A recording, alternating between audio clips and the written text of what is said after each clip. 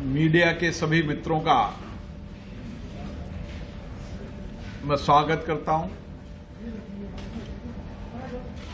17वीं लोकसभा का ये छठा सत्र आज संपन्न हुआ।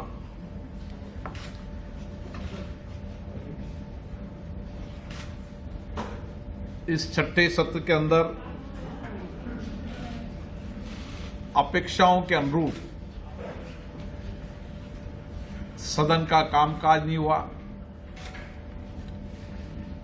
इसको लेकर मेरे मन में वेदना है। मेरी कोशिश रहती है सदन में अधिकतम कामकाज हो, विधायी कार्य भी हो, जनता से जुड़े मुद्दों पर भी चर्चा हो, माननीय सदस्य अपने अपने क्षेत्र की अपेक्षा और आकांक्षाओं को भी सदन के माध्यम से सरकार तक पहुंचाए ताकि उनके अभावों को दूर कर सकें। लेकिन इस बार लगातार गतिरोध रहा।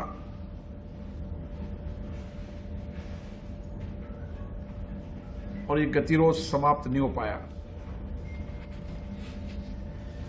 पिछले 2 वर्ष संसद के कामकाज की दृष्टि से अधिक उत्पादकता वाले रहे। देर रात तक सदन भी चला और कोविड महामारी के समय में भी माननीय सक्रिय रूप से सदस्यों की भागीदारी रही। मेरी कोशिश थी कि इस बार भी मैं सदन को देर रात तक चलाता, सब विषयों पर चर्चा होती, संवाद होता, माननीय सदस्य भी अपने अपने क्षेत्र की बातों को सदन में रखते, लेकिन ऐसा संभव नहीं हो पाया। उसके कारण कुल 17 बैठकें हुई और 21 घंटे 14 मिनट तक चली।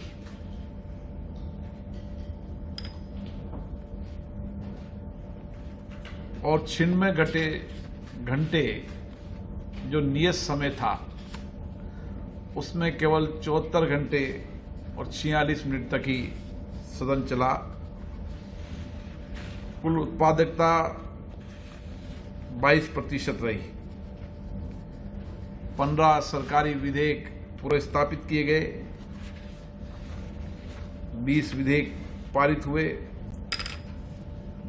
अन्य पिछड़ों के आरक्षण से संबंधित संविधान 127 में सभी दलों की सहमति से सदन चला। मैं इस मौके पर प्रधानमंत्री जी, सभी दलों के नेताओं को धन्यवाद देता हूं, जिनका सदन में योगदान रहा। विधेयकों के बारे में मैंने सूची आपको दी है और इन विधेयकों की डिटेल की सूची आपको और भेज दी जाएगी।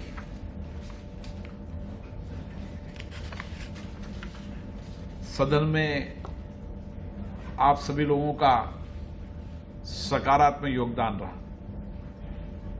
कोविड की इस परेशानी के बाद भी आपने सदन के कामकाज को सकारात्मक रूप से देश के सामने रखा। हर पहलू को आपने देश के सामने रखा। मेरी आपसे यही अपेक्षा है कि भविष्य में भी सदन का कामकाज अधिक हो, हम सकारात्मक रूप से संदेश दे सकें।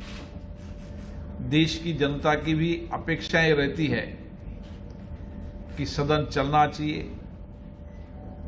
ताकि हमारी अपेक्षाएं, हमारी आकांक्षाएं सदन में के माध्यम से सरकार तक पहुंच सके।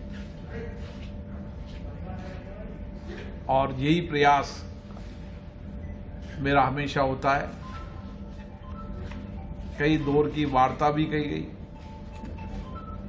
लेकिन कई मुद्दों के कारण सफलता नहीं मिली। मैं आशा करता हूं कि भविष्य के अंदर सदन के कामकाज को हम और अधिक देर तक चलाकर जो मुद्दों पर चर्चा नहीं हुई उन पर अगले सत्र में चर्चा हो, सकारात्मक चर्चा हो, क्योंकि संसद लोकतंत्र का वो मंदिर है जहां पर हम देश के बुनियादी सवालों को उठाते हैं। और जब आजादी के 75 साल हो रहे हैं तो निश्चित रूप से इस 75 साल की यात्रा में हमारे देश के विकास कितना हुआ और भविष्य में क्या क्या विकास की संभावनाएं हैं उस पर भी चर्चा होती तो उपयुक्त रहता। मुझे पूर्ण अपेक्षा है कि आपका इसी तरीके से सकारात्मक सहयोग मिलता रहे। आप सभी को बहुत बहुत धन्यवाद। सर जैसा कि आप